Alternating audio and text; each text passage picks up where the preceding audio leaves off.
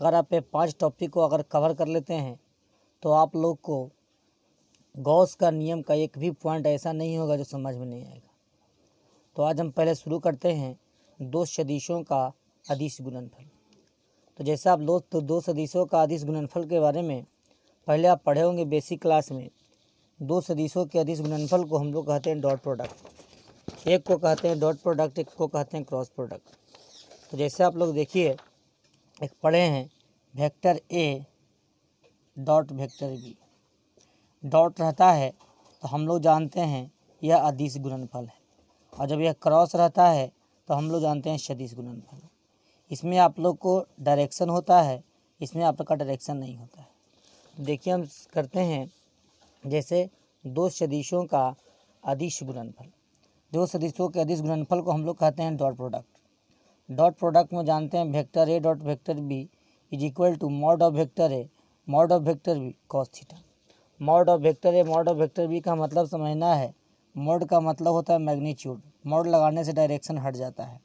जैसे हम लोग लिखते हैं वेक्टर ए बराबर 5 मीटर पूरब की ओर। जब 5 मीटर पूरब की ओर हम लोग लिखते हैं तो मॉड ऑफ वेक्टर ए लिखते हैं तो ये खाली हो जाता है 5 मीटर, डायरेक्शन हट जाता है।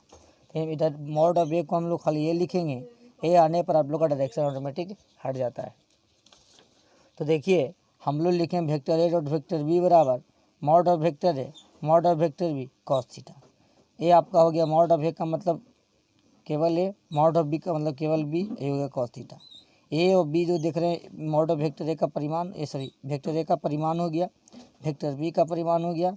ये दोनों के बीच बनने वाला एंगल आपका थीटा है। यहाँ लिख दिया गया वेक्टर ए एवं वेक्टर बी के बीच का कोण है, जैसे वेक्टर ए और वेक्टर बी है, ये दोनों सदिश के बीच का कोण थीटा है। बी है जो वेक्टर बी का परिमाण है। इसी प्रकार वेक्टर ए का परिमाण आप लोग को दे दिया गया है केवल ए। अब हम लोग चलते हैं यूनिट वेक्टर जानना है, इकाई सदिश। यूनिट वेक्टर में आप लोग को जानना है ये जो आप लोग देख रहे हैं दो सदिशों के अदिश गुणनफल का रिजल्ट भी अदिश आता है, क्योंकि इसमें दिशा नहीं है, डायरेक्शन नहीं है। अब हम जानते हैं यूनिट वेक्टर। यूनिट वेक्टर का मतलब होता है इकाई सदिश। इकाई सदिश में आप लोग, इकाई सदिश है जो सदिश की दिशा को बताता है। इसके लिए एक फार्मूला पढ़े थे बेसिक में, 11th क्लास में पढ़े थे। Unit of vector A is equal to vector A by mod of vector A. हमने पीछे भी यूज करते आए आर कैप बराबर आर वेक्टर वेक्टर आर बटा मॉड ऑफ वेक्टर आर। इतना हम लोग सॉल्यूशन करते आए। तो इसका कहता है इकाई सदिश क्या है, जो किसी सदिश की दिशा को बताता है। समझ लीजिए हम इसको निकालते हैं यूनिट वेक्टर। तो यूनिट वेक्टर इसका कहा जाएगा, तो लिखेंगे unit of vector A is equal to vector A, वाला लिख देंगे वेक्टर ए। अब कह रहा है नीचे मॉड ऑफ वेक्टर है, मॉड ऑफ वेक्टर मतलब खाली ए हो जाता है, यानी कि डायरेक्शन हट जाता है, तो खाली आ जाएगा 5 मीटर। मीटर से मीटर कैंसिल, 5 से 5 कैंसिल, तो यूनिट ऑफ वेक्टर ए बराबर आ गया पूरा। यानी कि जो केवल डायरेक्शन को बता रहा है उसे बोलते हैं इकाई सदिश। एक्स अक्ष का इकाई सदिश क्या होता है, वाई अक्ष का इकाई सदिश क्या होता है, जेड अक्ष का इकाई सदिश क्या होता है। आइए हम देखते हैं। तो देखिए ये जो आप देख रहे हैं इकाई सदिश का परिमाण हमेशा एक होता है। कभी आपको मॉड ऑफ आई कैप कम बोलेगा तो एक, मॉड ऑफ जे कैप था एक, मॉड ऑफ के कैप था एक। कहा जाएगा एक्स अक्ष का इकाई सदिश था आई कैप, वाई अक्ष का इकाई सदिश जे कैप, जेड अक्ष का इकाई सदिश के कैप। यानी कि कभी आप लोग से पूछा जाता है कि एक सच में कोई सदिश है तो उसकी दिशा क्या होगी, तो आई कैप हो जाएगा, यानी कि उसकी दिशा का मतलब हो जाता है इकाई सदिश। फिर जानते हैं इकाई सदिश का अदिश गुणनफल। अदिश गुणनफल का देखते हैं vector A dot vector B. मैंने अभी आप लोग को फार्मूला बताया vector A dot vector B और A B cos theta. A B cos theta में हम लोग देखते हैं मॉड ऑफ वेक्टर है, mod of vector B cos theta, mod of vector B. अब आप लोग देख रहे हैं मॉड ऑफ वेक्टर ए का मतलब खाली बताए थे यहाँ पर हम आपको खाली ए, मॉड ऑफ वेक्टर का मतलब खाली बी। अब देख रहे हैं कॉस थीटा दोनों के बीच का कोण है। अगर आई कैप डॉट आई कैप यानी दोनों सदिश, दोनों इकाई सदिश एक ही दिशा में हो तो mod of I cap dot I cap बराबर हो जाएगा mod of I cap cos theta. हम जानते हैं जब दो सदिश की दिशा एक समान रहता है तो एक समान सदिश जब दिशा एक समान रहता है तो उसके बीच एंगल 0 डिग्री बनता है। तो हम जानते हैं मॉड ऑफ आई कैप लिख दिए, मॉड ऑफ आई कैप लिख दिए, कॉस थीटा है, दोनों के बीच एंगल बन रहा है 0 डिग्री दिए। और मॉड ऑफ आई कैप का मान हमारा बता दिया गया एक होता है, एक लिख दिए। मॉड ऑफ आई कैप का मान 1 होता है, 1 लिख दिए हैं। मॉड एक एक कितना हो गया, 1 हो जाता है।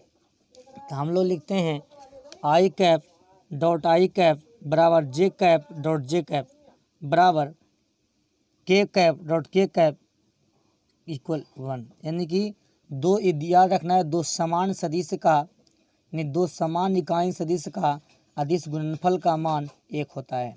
इसी प्रकार देखते हैं असमान। असमान का मतलब आई जे, इसे एक आई है एक जे है, इसके बीच एंगल 90 डिग्री बन रहा है। ये है जो इसके बीच 90 डिग्री बन रहा है, इसके बीच एंगल बन रहा है 90 डिग्री बन रहा है। यानी कि I J I cap dot J cap is equal to देखो mod of I cap mod of J cap cos 90 degree. तो मोड ऑफ आई कैप का मान 1 होता है, मोड ऑफ जे कैप का मान 1 होता है, कॉस 90 का मान 0 होता है। जब दोनों का आंसर करते हैं 1.1 डॉट, इसका आंसर 0 हो जाता है। जिसे देखिए आई के बीच जे के बीच एंगल 0 बन रहा है। अब हम चलते हैं इसका कंपोनेंट के रूप में, घटक के रूप में जानते हैं इकाई सदिश।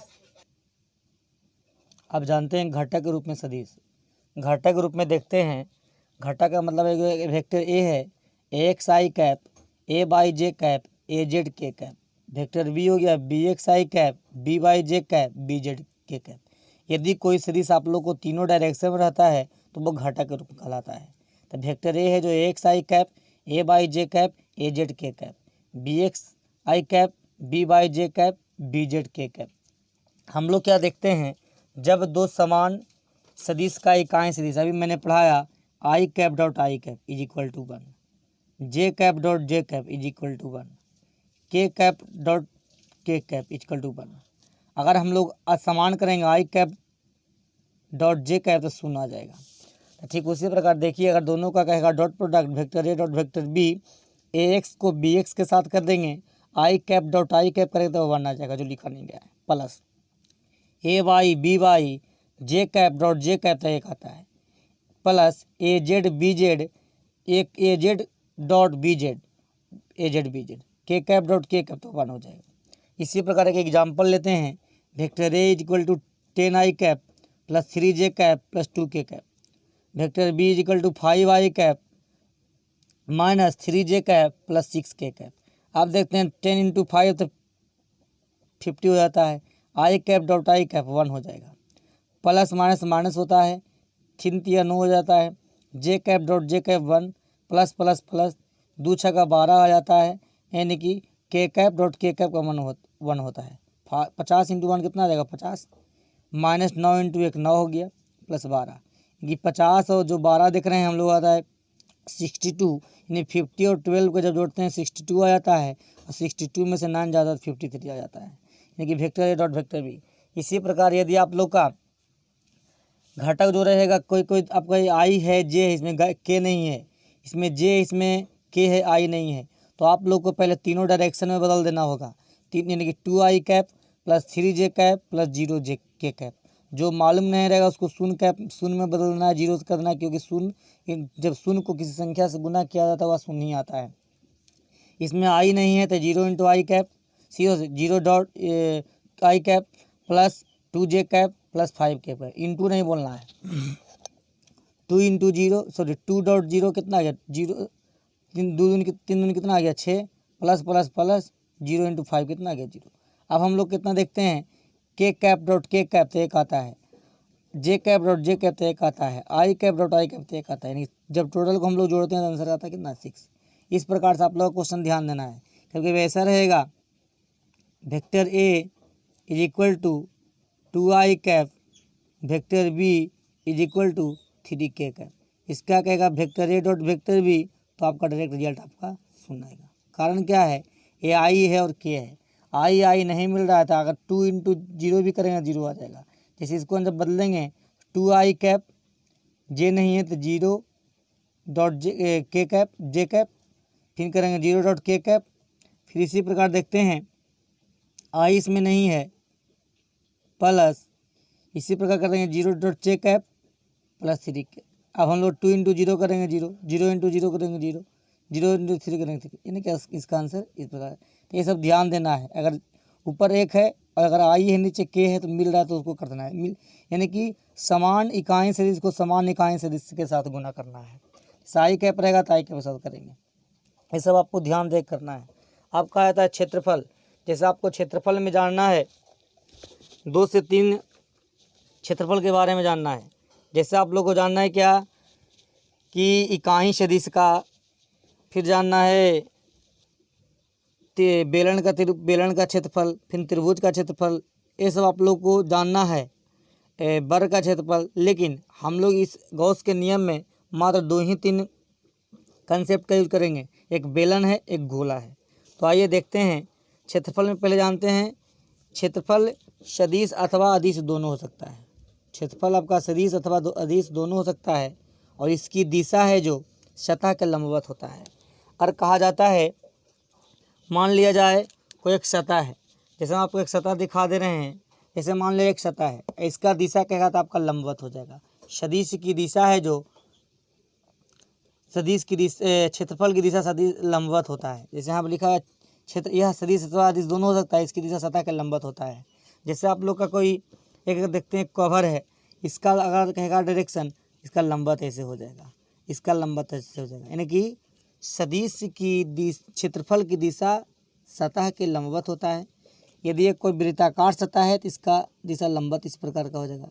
ये जो आप गोला देख रहे हैं इसका दिशा इस प्रकार का हो जाएगा, लंबवत 90 डिग्री, इसके साथ 90 डिग्री बनाएगा। ये आप लोग का बेलन है, इसका दिशा कहेगा सतह के लंबवत हो जाएगा। यदि कोई सतह x y तल में हो, यदि कोई सतह x y तल में होता है तो क्षेत्रफल की दिशा z तल में होगा। यानी कि अगर आपसे कोई पूछता है कि यदि कोई सतह है जो x y तल में हो तो उसकी दिशा है जो z तल में होगा। ठीक उसी प्रकार यदि कोई सतह y z तल में होता है तो क्षेत्रफल की दिशा x तल में हो। यानी कि ये दिमाग में रखना, यदि कोई क्षेत्रफल की दिशा पूछा जाता है, क्षेत्रफल की दिशा में यदि 2 तल मालूम हो तो तीसरा तल है जो उसकी दिशा में होता है। जैसे एक्स वाई रहेगा तो उसका तल की दिशा जेड हो जाएगा, वाई जेड रहेगा तो उसके तल की दिशा एक्स हो जाएगा। ठीक उसी प्रकार यदि कोई सतह एक्स जेड तल में होता हो तो क्षेत्रफल की दिशा वाई में हो जाएगा। अब हम जानते हैं कि जैसे पढ़े होंगे 9th क्लास में, गोला का वक्र पृष्ठीय क्षेत्रफल, गोला का आयतन, गोला का वक्र पृष्ठीय क्षेत्रफल का फॉर्मूला होता है 4 पाई आर स्क्वायर। गोला का आयतन होता है 4/3 पाई आर क्यूब। ये सब आप लोग का फार्मूला याद रखना है, बेसिक फार्मूला। अगर ऐसा बेसिक फार्मूला याद नहीं रखते हैं तो आपको आगे दिक्कत होगा। अब हम देखते हैं बेलन का पृष्ठीय क्षेत्रफल का फार्मूला होता है 2 पाई आर एच। जैसे आपका ये बेलन है, इसका बेलन की लंबाई को मान लेते हैं एच, कहीं कहीं आप एल यहाँ एल भी मान सकते हैं। आपको ज़्यादातर यहाँ एल यूज करना है क्योंकि ये चालक तार के रूप में आगे कार्य करेगा। बेलन का आयतन है पाई आर स्क्वायर एच। आप जानते हैं समतल कोण क्या है और ठोस कोण क्या है। तो कहा जाता है किसी समतल सतह पर, जैसे कोई प्लेन सतह है, किसी समतल सतह पर 2 किरणों के बीच झुकाव के कारण झुकाव को समतल कोण कहते हैं। यानी जैसे देखिए कोई एक समतल है, एक किरण आपका ए है, एक किरण आपका ए है, तो 2 किरणों के बीच झुकाव, जब झुकाव होता है तो झुकाव के बीच जो कोण बनता है उस कोण को हम लोग कहते हैं समतल कोण। यानी कि किसी समतल पर 2 किरणों के झुकाव के कारण जो कोण बनता है उसे हम समतल कोण कहते हैं, जिसे प्रायः थीटा द्वारा सूचित किया जाता है। थीटा का फॉर्मूला होता है चाप बटा त्रिज्या। चाप को हम लोग एल लिखते हैं, त्रिज्या को हम लोग आर लिखते हैं, तो थीटा बराबर एल बाई आर हो जाता है। अगर आप लोग से पूछता है इसका एसआई मात्रक क्या होता है, तो इसका एसआई मात्रक रेडियन होता है, यह एक बीमाहीन मात्रक है। यानी कि एसआई मात्रक होता है लेकिन इसका कोई बीमा नहीं होता है। अब हम जानते हैं ठोस कोण। ठोस कोण में क्या होता है, किसी ठोस वस्तु के, ठोस का मतलब इसमें 3 बीमा हो, 3 बीमा का मतलब लंबाई चौड़ाई मोटाई तीनों हो, तो किसी ठोस वस्तु के सतह के प्रति एकांक क्षेत्रफल द्वारा ठोस के केंद्र पर बनने वाले कोण को ठोस कोण कहा जाता है। या आप ऐसे ही बोल सकते हैं किसी ठोस वस्तु के केंद्र पर, यानी कि पहले इसको बोलेंगे किसी ठोस वस्तु के केंद्र पर जो कोण बनता है उसे हम लोग ठोस कोण कहते हैं। ठोस कोण को प्रायः ओमेगा द्वारा सूचित किया जाता है। इसका एसआई मात्रक रेडियन होता है। SI मात्रा रेडियन होता है, इसका फॉर्मूला होता है SY/R स्क्वायर। एस का मतलब आप लोगों को बताया जा रहा है क्षेत्रफल, आर का मतलब बताया जा रहा है त्रिज्या। ये जो आप देख रहे हैं गोला है, ये गोला का केंद्र है O, इस पर एक अल्प सतह का क्षेत्रफल ले लिया गया है DS, पूरा को हम लोग बोलते हैं S, अल्प को बोलते हैं DS। केंद्र के साथ त्रिज्या इसका कोण बनता है, सो त्रिज्या आपका R। तो ये आपका R हो गया, क्षेत्रफल हो गया, त्रिज्या हो गया। अब हम देखते हैं एक बहुत इम्पोर्टेंट कंसेप्ट है समाकलन, मैथ के लिए बहुत VVI है, इसके बिना आप लोग का समाकलन अधूरा लगेगा। तो देखिए समाकलन में क्या होता है। समाकलन आप लोग का दो प्रकार का होता है, एक होता है अनिश्चित, एक होता है निश्चित। यानी कि एक को कहते हैं अनिश्चित समाकलन, एक को कहते हैं निश्चित समाकलन। अनिश्चित समाकलन में, एक निश्चित समाकलन में, अनिश्चित समाकलन में लिमिट नहीं होगा, लेकिन निश्चित समाकलन लिमिट होगा। निश्चित समाकलन देखिए इसका कंसेप्ट है y बराबर fx, यानी कि फंक्शन ऑफ x, यानी कि y का जो फंक्शन x के रूप में रहेगा, इसका fx जो इस प्रकार का रहेगा x के पावर n।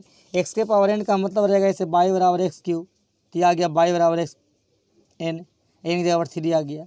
इसी को हम लोग कह रहे हैं फंक्शन ऑफ x, x का फलन। x का फलन जो देख रहे हैं y बराबर x के पावर n।